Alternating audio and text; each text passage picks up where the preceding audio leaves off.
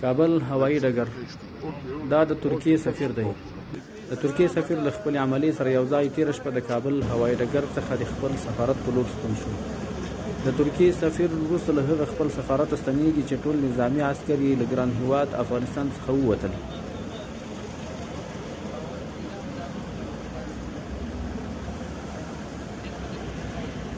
دا د ترکیې سفیر کاروان دی چې د فاتح ځواک قطعې په محافظت کې له هوایي ډګر څخه وځي.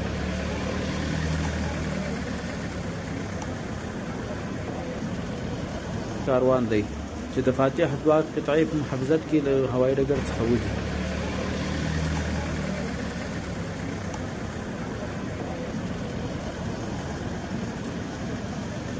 سفیر نه غوښتل چې تصویر یې واخیستل شي او یو ډول د خجالت احساس یې کاوه. دوی په مصنوعه توګه تر خپل سفارت پورې ورسول شول.